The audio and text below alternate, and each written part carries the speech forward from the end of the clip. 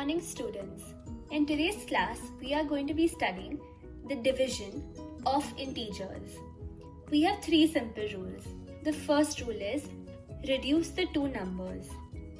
The second rule is if the denominator is a negative integer, we will add the minus sign to the numerator. And the third rule is if both are negative integers, that is the numerator and denominator are negative integers, we will remove the negative sign from both of them. Let us start solving and then we'll understand more.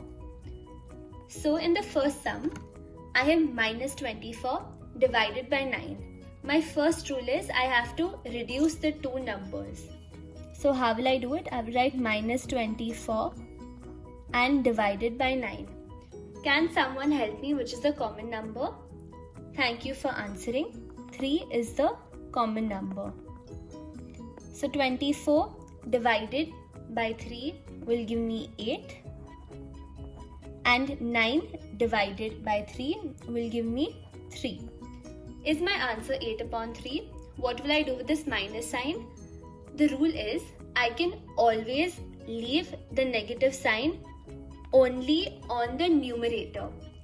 In my answer, this negative sign can never be on the denominator.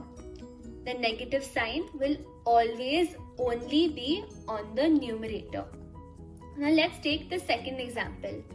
I have minus 14 divided by minus 28. The first rule, reduce the two numbers. How will I reduce it? I will put minus 14 up, minus 28, which is the common number between both of them. I have two common numbers. I have 7 and I have 2. I'm going to take the bigger number 7. 14 divided by 7 gives me 2 and 28 divided by 7 gives me 4. But I can see I have the negative sign here and I have the negative sign here. Let me go to rule number 3. If both are negative integers, yes, the numerator is a negative integer and the denominator is a negative integer, we will remove the negative sign from both. So do I need to copy it here again? No, I do not need to because both were negative integers. But can I leave 2 upon 4 as my final answer? I think I can reduce it more. So I'm going to reduce it by 2 again. And my final answer is 1 upon 2. And which sign? When there's no sign, it means that it is positive. And why is it positive? Because the numerator and denominator both were negative. So I could remove it according to rule number 3. And let us take the third sum. I have 8 divided by minus 4. So 8, 4 and minus 4. That's below. Numerator is a positive number. Denominator is a negative number. Which is the common number between both? 4.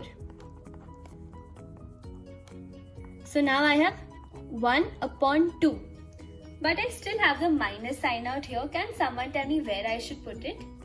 According to rule number 2, if the denominator is a negative integer, we will add the minus sign to the numerator. Means I will remove it from the denominator and I will only add it to the numerator. Always remember that in your answer, the negative sign should always be in your numerator. In the first sum also I left it up. In the third sum also I have left it up and I have removed it from the denominator. Now I am going to do 3 sums and then you are going to do 3 sums. I have minus 63 or negative 63 divided by positive 7. So out here, first step, reduce the numbers. Negative 63 and below I'm going to write 7, which is the common number between both. I think 7 is the common number.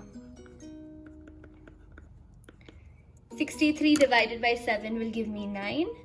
7 divided by 7 will give me 1. But now, what do I do with this negative sign? Where should I put it? I will always put it in the numerator. So my answer is minus 9 divided by 1. When any number is divided by 1, the answer is the number itself. So my answer is negative 9. Now in the second sum, I have 50 divided by negative 250. So let me write 50 divided by, in sum number 2, I have 50 divided by negative 250, which is the common number between both of them. My first common number is 10, so I'm going to divide by 10, and I get 5 divided by 25 as my answer. What should I do with the negative sign? Can someone tell me? Yes, according to rule number 2, the negative sign will always go from the denominator to the numerator. So I have now negative 5 divided by 25. But can I reduce this more? Yes, I can. So I'm going to divide this by 5, divide by 5, and now my answer is 1 upon 5. And what should I do with this sign? I will take it again only to the numerator and not to the denominator. And my third sum, I have minus 28 divided by minus 56. Because both are negative, what will happen? The sign will get cancelled. So now first I am going to divide by the number 2. I get 14 and I get 25. Can I reduce this more? No, I cannot. So I'm going to leave it as it is. And what have happened to the signs? The signs have gone. Now you are going to practice and you are going to come back to check the answers. Thank you for coming back. Now we are going to check the answers. First step, reduce. Both are negative, so I know that the sign is going to get cancelled. Now I'm going to divide by the common number, which is 5. So I get 3 out here and I get 15. Again, is there any common number? Yes, there is 3. So I get 1 upon 5. And do I need to add any signs? No, I do not need to, because both are negative. Second sum. Copy. Now, which is the common number between both of them? Yes, I can directly take 100. So now I have 2 and I have 6. What do I do with the sign, the negative sign? I will bring it only to my numerator. So I have negative 2 divided by 6. Can I divide it more? Yes, I can, by the number 2. So now I have 1 upon 2. And what should I do with this sign? Again, I will bring it only to the numerator. And last sum. I have 81 divided by minus 9. Which is the common number between both of them? I can take 9 directly because I know 9 9s are 81. So now I am going to write 9 out here and I am going to write 1 below. But again, can someone tell me what should I do with this negative sign? Will I write it here or will I write it here? Yes, as all of you have said, I will write it only on my numerator, and this is my final answer. Or is it? What was my rule when I said? I said whenever we divide any number by 1, that time the answer is always the number itself. So my final number is minus 9. Thank you for watching. With this, we have completed the chapter integers, and now we will be moving into practice time.